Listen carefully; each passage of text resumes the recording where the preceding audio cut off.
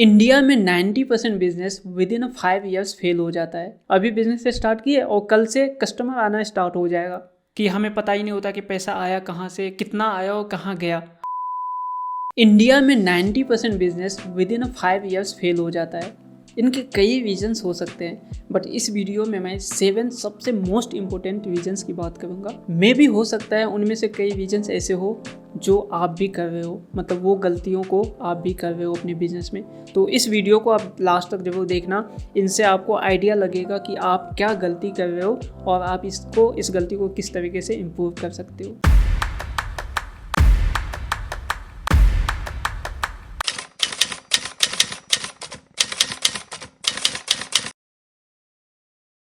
इस वीडियो को शुरू करने से पहले मैं आपको बताना चाहूँगा कि ये जो वीडियो है ना, ये इसमें मैक्सिमम चीज़ें वो मेरे खुद के एक्सपीरियंस पे है। ठीक है, जब मैंने खुद का बिज़नेस स्टार्ट किया था 2013 में मैंने बिज़नेस की तरफ मूव किया था और मैंने कई सारे बिज़नेस स्टार्ट किया, बट 2018 में जाके मुझे सक्सेस मिला। ठीक है, इसके बीच में मैंने बहुत सारे कई ऑलमोस्ट 10 बिज़नेस स्टार्ट किया। ठीक है, और सभी में फेल हुआ। ठीक है, बट वहाँ से लर्निंग बहुत मिला। हर एक बिज़नेस से कुछ ना कुछ लर्निंग मिला कि ओके मैंने ये गलती किया, अब यहाँ से ये सीखने को मिला, इसके बाद नेक्स्ट में ये नहीं करना है। तो इस टाइप से 2018 में मैंने अपना फर्स्ट डिजिटल बिजनेस स्टार्ट किया और अभी काफ़ी अच्छे से ग्रोथ हो रहा है। तो ये जो गलतियाँ हैं ना, जो मैंने अपने लाइफ में की है अपने बिज़नेस को लेके, जो मेरा पर्सपेक्टिव था, जो माइंडसेट था, खासकर माइंडसेट बहुत इंपॉर्टेंट होता है, तो वो जो था वो कैसे चेंज हुआ। ठीक है, जो अपना माइंडसेट है, जो हाइपोथेसिस है और जो रियल लाइफ में चीज़ें चलती है वो काफ़ी टोटली डिफरेंट चीज़ें है ना, तो उन पे बात करेंगे। ठीक है, तो इसी के साथ चलिए अपन बात करते हैं फर्स्ट रीजन्स की। जो पहला रीजन्स है ना, वो मैं भी अपने टाइम पे करता था उस टाइम पे, वो ये है कि दे वांट क्विक सक्सेस। मैं भी जब अपना पहला बिजनेस स्टार्ट किया था तो मुझे लगता था कि यार अभी बिजनेस स्टार्ट किए और कल से कस्टमर आना स्टार्ट हो जाएगा, बट ऐसा नहीं होता। बिजनेस विल टेक टाइम, वो काफ़ी टाइम लेता है। ऐसा माना जाता है कि कोई भी बिजनेस जो ऑफलाइन खासकर बिजनेस है, ये डिपेंड करता है आपके नेचर ऑफ बिजनेस पे, बट ये कहा जाता है कि कोई भी बिजनेस 5 ईयर्स तक जब तक ना होना तब तक उसे सक्सेसफुल माना ही नहीं जाता। यदि आपका छोटा बिजनेस है जैसे डिजिटल मार्केटिंग का ये सब है, तो उसमें भी एटलीस्ट 6 मंथ तो चाहिए ही चाहिए। उससे पहले आप सोच ही नहीं सकते कि आपका बिजनेस सही जा रहा है या गलत जा रहा है, तो एटलीस्ट उतना टाइम चाहिए। ठीक है, तो यहाँ पे यही चीज़ हो जाता है जब आपके माइंडसेट में ऐसा नहीं है और आप ये प्लान करके आओ कि आज मैं बिज़नेस स्टार्ट करूँ, कल से सेल्स कस्टमर आना स्टार्ट हो जाए, तो मैक्सिमम चांस ये है कि आपके पास बैकअप भी नहीं होता। ठीक है, आपके फाइनेंशियल बैकअप नहीं होता, आपका रिस्क मैनेज नहीं होता, आप उस पर काम नहीं किए होते हैं कि सपोज आपका बिजनेस फेल हो जाए, देन उसके बाद क्या करना है। ठीक है, तो ये चीज़ है, जब आपके पास माइंडसेट हो कि एटलीस्ट मुझे 6 मंथ तो देखना ही है, तो आपके पास बैकअप भी होगा। 6 मंथ किस तरीके से उस बिज़नेस को सस्टेन करना है, रिस्क को किस तरीके से मैनेज करना है, यदि आपका फैमिली डिपेंडेंसी है आपके ऊपर, उसको किस तरीके से चलाना है, तो वो सारी चीज़ें, ठीक है, वो आप पहले से डिसाइड करके रखेंगे। यदि आप ये सोचेंगे कि नहीं मुझे 6 मंथ तक देखना है, या नीचे वो बिज़नेस पे कि आपका बिज़नेस कैसे 3 ईयर्स तक देखना है, 5 ईयर्स तक देखना है, वहाँ तक मुझे कुछ नहीं चाहिए। ठीक है, प्रॉफिट नहीं चाहिए वो एटलीस्ट। ठीक है, तो ये सब चीज़ें हैं। तो ये चीज़ें जो होता है ना, जो नए बिज़नेस ओनर्स होते हैं, सोलोप्रेन्योर्स होते हैं, स्मॉल बिजनेस ओनर, वो इस चीज़ को ध्यान नहीं देते। ठीक है, तो जो क्विक सक्सेस की बात करते हैं ना, तो उनके पास प्लानिंग नहीं होता। ठीक है, फाइनेंस मैनेजमेंट की प्लानिंग नहीं होता, रिस्क मैनेजमेंट नहीं होता, दैट्स वाई वो बिज़नेस फेल होता है। कुछ टाइम बाद वो उसे बिज़नेस को बंद करना पड़ता है। तो पहला रीजन्स तो ये हो गया। मूव करते हैं अपन नेक्स्ट रीजन्स की तरफ। जो सेकेंड रीजन्स है ना, वो है मोटिवेटेड बाय अदर्स, कि आपको बिज़नेस करना क्यों है, क्योंकि ये मेरा दोस्त है ना, वो बिज़नेस में सक्सेसफुल है, या मैं इंस्टाग्राम पे इनको जानता हूँ, वो बहुत सक्सेसफुल है, वो इन्फ्लुएंसर आज महीने का 10 लाख कमा रहा है, इसीलिए मुझे करना है बिज़नेस। टू बी ऑनेस्ट, आप बिज़नेस में हाईली चांसेस है कि आप फेल हो जाओगे। बिज़नेस इस तरीके से काम नहीं करता। बिज़नेस में सबसे मेन जो चीज़ें हैं ना, कि आप किस टाइप का या कौन सा कस्टमर्स के प्रॉब्लम को सॉल्व करना चाहते हो। बिज़नेस ऐसा नहीं है कि आप आए और कुछ भी आप सेल कर रहे हो और बिक जाएगा। ठीक है, कस्टमर का प्रॉब्लम क्या है, आप कितने बड़े प्रॉब्लम को सॉल्व कर रहे हो, उसी से बिज़नेस बनता है। उसके बाद भी आपके पास बिजनेस नॉलेज है, बिजनेस का स्किल्स है, बिजनेस में कितना इंटरेस्ट है आपको, ठीक है, आप कितना रिस्क मैनेज कर पाओगे, ये सारी चीज़ें, स्ट्रेस मैनेज करना। ऐसा नहीं कि बिजनेसमैन हमेशा हैप्पी होता है, ठीक है। जैसे अपन मूवी में देखते हैं या किसी से मोटिवेट होते हैं, वहाँ पे अपन देखते हैं मूवी में कहीं पे भी बिजनेसमैन का लाइफ कितना लग्जरियस होता है, वो BMW में घूमना, एकदम फ्लाइट वो चीज़ें, ठीक है। रियल लाइफ में इसका जस्ट अपोजिट होता है।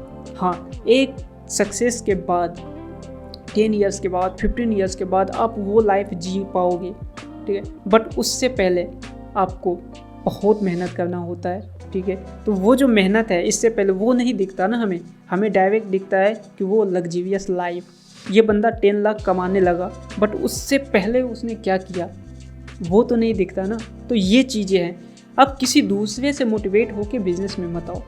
बिजनेस आप तभी आओ जब आपके पास एक प्रॉपर विजन्स हो कि आप क्यों बिजनेस करना चाहते हो।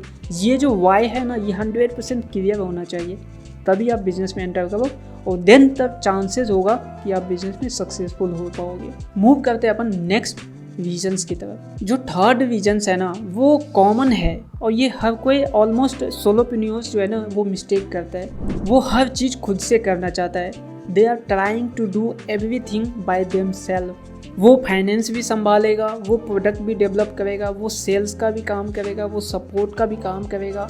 ऑलमोस्ट हर एक बिजनेस, पूरे बिजनेस के जितने भी पार्ट है ना खुद ही संभालेगा। और इससे क्या प्रॉब्लम क्रिएट होता है, इससे ये होता है कि जहाँ पे जो अर्जेंट होता है ना आप उसको फिक्स करने जाते हो। फॉर एग्जांपल, यदि आपका सेल्स नहीं बन पा रहा है अभी, ठीक है, तो आपका माइंडसेट सेल्स की तरफ जाएगा कि सेल्स क्यों नहीं आ रहा है, ठीक है, ऐड चल रहा है या ऑर्गेनिक मीटर जैसा भी है, सेल्स नहीं आ रहा है, कस्टमर नहीं आ रहा है, आपका माइंडसेट उधर जाएगा। क्योंकि इंसान कभी भी एक साथ मल्टीपल टास्क नहीं कर सकता। ये हाइपोथेटिकल चीज़ है कि मल्टीटास्किंग, कुछ ऐसा नहीं होता। आप एक टाइम पे एक ही काम करते हो, ठीक है। तो आपका माइंडसेट सेल्स की तरफ जाएगा। इसके बाद क्या होगा, कस्टमर्स का जो क्वेरीज आया सपोर्ट का, वो पीछे रह जाएगा। तो जब कस्टमर्स का क्वेरीज आया वो ख़राब हुआ तो कस्टमर्स का एक्सपीरियंस ख़राब होगा।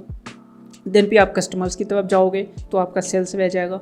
यहाँ पे प्रोडक्ट डेवलपमेंट की बात है, प्रोडक्ट में कोई बग्स आ गया, उधर कोई नहीं है देखने को, देन भी आप उधर शिफ्ट हो जाओगे तो आपका ये पार्ट छूट जाएगा। समझ रहे हो ना। तो जहाँ पे जब अर्जेंसी होता है ना, सिर्फ आप उसी को फिक्स करते रह जाओगे और इससे क्या होगा, इससे कभी भी आपका बिजनेस ग्रोथ ही नहीं होगा। आप आगे फ्यूचर्स की तरफ सोचोगे ही नहीं, नेक्स्ट स्टेप क्या करना है, किस तरीके से नेक्स्ट सेल लेके आना है, उस पर आपका ध्यान ही नहीं जाएगा। And with in 1 year 2 year आप सोचोगे यार ये चल क्या रहा है, बिजनेस में सब प्रॉपर ग्रोथ क्यों नहीं आ रहा है, सेल्स क्यों नहीं बढ़ रहे। तो जो मेन रीजन्स है ना वो यही है कि आप हर चीज़ खुद से करना चाहते हो। यदि आप भी ऐसा कर रहे हो तो अभी आपको टीम हायर कर लेनी चाहिए। अपन मूव करते हैं नेक्स्ट विजन्स की तरफ। जो अपना फोर्थ विजन्स है ना वो बहुत इंपॉर्टेंट है बिजनेस के पॉइंट ऑफ व्यू से, वो है लीड्स और सेल्स। किसी भी बिजनेस का जो मेन और किसी भी एंटरप्रेन्योर का जो सबसे मोस्ट इम्पोर्टेंट चीज़ होता है, जिनको देख के वो सबसे ज़्यादा हैप्पी होता है, वो होता है सेल्स, कस्टमर्स, ठीक है। तो किसी भी इनकंसिस्टेंट सेल्स आना वो इसीलिए होता है, 2-3 रीजन से हो सकता है। पहला कि आपके पास टीम नहीं है प्रॉपर, कि आप एक डेडिकेटेड टीम नहीं है जो सेल्स की तरफ ही फोकस करे। सेकंड ये है कि आप के पास नॉलेज नहीं है बिजनेस की, आप सेल्स कहाँ से ला सकते हो, क्या क्या तरीका हो सकता है, ठीक है। आप ऑर्गेनिक ले के आ सकते हो, पेड ऐड के थ्रू लेके आ सकते हो, या डिफरेंट फनल्स के थ्रू ROI बढ़ा सकते हो, ठीक है। ये सब आपके पास नॉलेज नहीं है, ये रीजन से भी हो सकता है, ठीक है। या फिर आपके पास टाइम मैनेजमेंट नहीं है कि सेल्स की तरफ ऐसा करें। तो मल्टीपल चीज़ें हो सकता है। आप फाइनेंस सही से नहीं कर पा रहे हो, ठीक है। आपका जो फाइनेंस है उनको आप कैटेगराइज नहीं किए, डिवाइड नहीं किए कि आपका कितना पोर्शन सेल्स की तरफ जाए, मार्केटिंग की तरफ जाए, आप प्रॉपर मार्केटिंग नहीं करो, ठीक है। तो ये सारी चीज़ें हैं, मल्टीपल चीज़ें हैं जो आपको देखना पड़ेगा। यदि सेल्स नहीं आ रहा है तो क्यों नहीं आ रहा है, क्या प्रोडक्ट को वापस से डेवलप किया जाए, या प्रोडक्ट का न्यू वर्जन्स अपडेट किया जाए, या जो मार्केट में आपका कॉम्पिटिटर का प्रोडक्ट है वो आपसे बेहतर हो चुका है तो आपको किस तरीके से बेहतर किया जाए। प्रोडक्ट का इशू हो सकता है, मार्केटिंग का इशू हो सकता है, टीम का इशू हो सकता है, फाइनेंशियल इशू हो सकता है, ठीक है। मल्टीपल रीजन्स हो सकते हैं। आपको देखना है कि आपके बिजनेस में वो क्या रीजन्स है, आपको फाइंड करना है जिसकी वजह से आपका सेल्स नहीं बढ़ पा रहा है। तो ये अपना fourth vision. The next vision is financial management.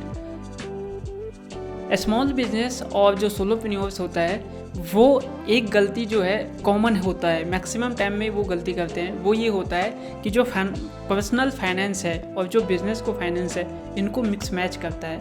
Means जब भी उनको पर्सनल लाइफ में मनी का नीड होता है तो वो बिज़नेस से जो पैसा है ना उसे ले आता है। ओके, दोनों के लिए सेपरेट अकाउंट नहीं होता, दोनों के लिए अलग से मैनेजमेंट नहीं होता, ठीक है। वो बिज़नेस के फाइनेंस को खुद का फाइनेंस समझता है, पर्सनल फाइनेंस समझता है। तो जब भी उनको नीड होता है वो बिज़नेस के पैसा जो है ना इन्वेस्टमेंट, वो निकाल के और पर्सनल यूज में यूज कर लेता है। दैट्स वाई इसके वजह से जो बहुत सारे प्रॉब्लम क्रिएट होता है वो ये होता है कि उन्हें पता ही नहीं होता। सबसे पहले तो ओवर स्पेंडिंग हो जाता है ना, कि हमें पता ही नहीं होता कि पैसा आया कहाँ से, कितना आया और कहाँ गया। ऑडिटिंग में बहुत ज़्यादा इशू आता है और वो ऑडिट भी नहीं कर पाता बिकॉज उनका थिंकिंग होता है कि ये तो हमारा ही पैसा है ना, बिजनेस का पैसा मीन्स पर्सनल फाइनेंस, तो ऑडिटिंग का नीड नहीं है। तो डेट्स वाई वो ऑडिट भी नहीं कर पाता। इससे ये भी नहीं पता चल पाता कि मंथली कितना ग्रोथ हुआ है या कितना लॉस हुआ है, क्या और ज़्यादा इसमें बेहतर किया जा सकता है बिजनेस में। And there are too many things. Okay, so ये सबसे बड़ा इशू होता है। तो इस पे भी यदि आप भी ये गलती कर रहे हो ना तो आपको पर्सनल और बिजनेस फाइनेंस को अलग करना चाहिए, दोनों के लिए सेपरेट बैंक अकाउंट होना चाहिए।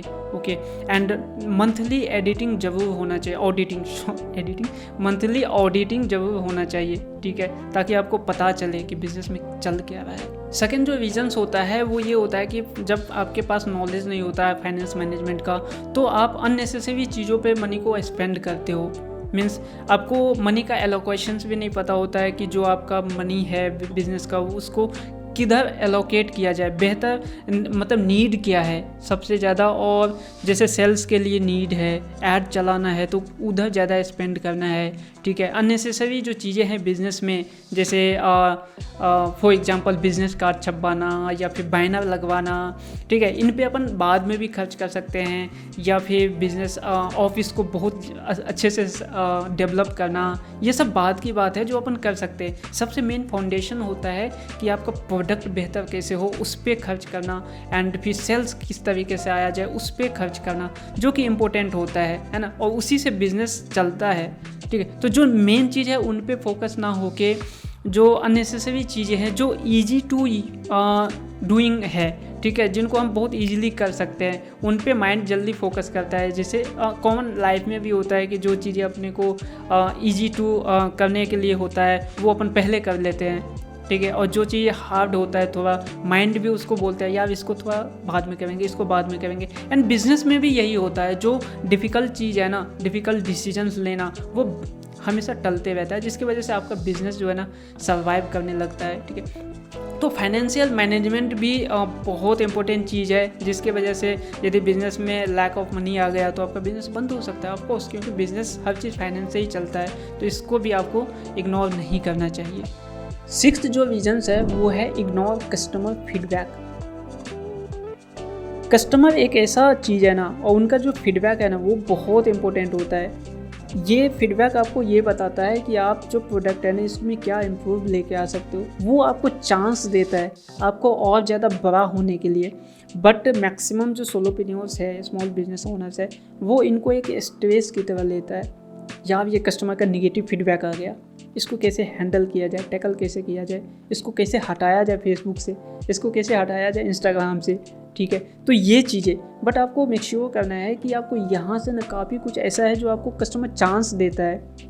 यदि वो प्रोडक्ट के बारे में कुछ बता रहा है, कुछ नेगेटिव पॉइंट बता रहा है, तो आपके पास वो चांस है कि आप उस प्रोडक्ट को और बेहतर कर पाओ। जो आप नहीं देख पाए वो आपका कस्टमर देख पाया है, आपको बता रहा है कि भाई इसको सुधारो, ठीक है। जब आप ऐसा करोगे तो आपका सेल्स बढ़ेगा, कस्टमर आपके सर्विस के बारे में बता सकता है, ठीक है, निगेटिव बोल सकता है कि आपका जो कस्टमर सर्विस है वो सही नहीं है, काफ़ी आप जैसे काफ़ी लेट रिप्लाई करते हो या प्रॉपर रिप्लाई नहीं करते हो, तो आपको उनको सुधार सकते हो। ओके, ये चीज़ें हैं, तो एक कस्टमर को ये इशू आ रहा है तो इसका मतलब नहीं है कि एक को ही आ रहा है, मल्टीपल कस्टमर्स को यही इशू आ रहा होगा, बट हर कोई नहीं बोलेगा, जो बोलता है उनको आपको थैंक यू बोलना चाहिए एंड इन चीज़ों को जल्दी से जल्दी सुधार करना चाहिए।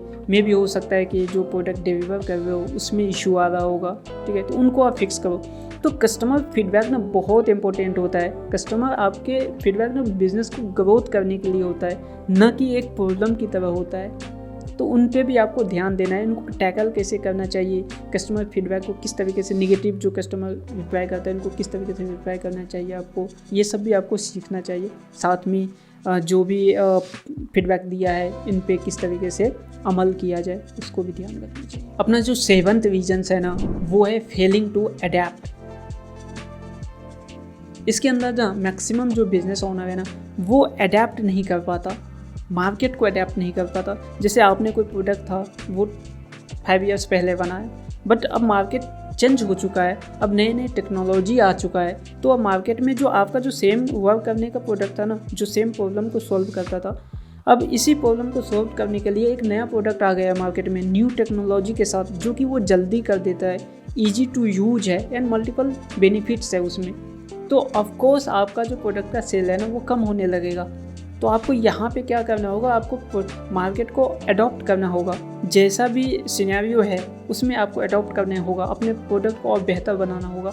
मैक्सिमम जो सोलोप्रेन्योर्स है उनके पास टीम नहीं होता, उनके पास वो नॉलेज नहीं होता, रिसर्च के लिए टीम नहीं होता। दैट्स वाई ये मार्केट को अडॉप्ट नहीं कर पाता। बस चल रहा है एक प्रोडक्ट तो चलने दो, ठीक है, और ऐसा थॉट लगता है कि ये प्रोडक्ट चलता ही रहेगा, ऐसा नहीं होता। आप नोकिया का एग्जांपल देख सकते हो। नोकिया क्यों फेल हुआ? क्योंकि वो मार्केट को अडॉप्ट नहीं कर पाया। यदि वो मार्केट को अडॉप्ट कर पाता तो आज नोकिया हमारे पास होता। आज इतनी बड़ी कंपनी नोकिया जो फेल हो चुकी है सिर्फ मार्केट अडॉप्शंस नहीं करने के कारण, है ना। तो आपको इस चीज़ को भी ध्यान रखना है अपने लेवल पे। यदि आप छोटे बिजनेस ओनर्स हो तो उन लेवल पे क्या क्या कर सकते हो। आपके पास ज़्यादा कॉम्पिटिशन्स नहीं होगा, बट उसमें भी यदि आप इम्प्रूव करते हो, मार्केट को अडॉप्ट करते हो, तो आप ऑफकोर्स अपने कॉम्पिटिटर से एक कदम आगे रहोगे, है ना। तो ये 7th रीजन्स है जिनका आप अपने बिजनेस में देख सकते हो कि आप इनमें से क्या गलती है जो आप कर रहे हो, तो आप उनको सुधार सकते हो। आई होप ये वीडियो आपके लिए हेल्पफुल हुआ हो। मिलते हैं अपन नेक्स्ट वीडियो में। Take care, bye, keep shining, keep smiling.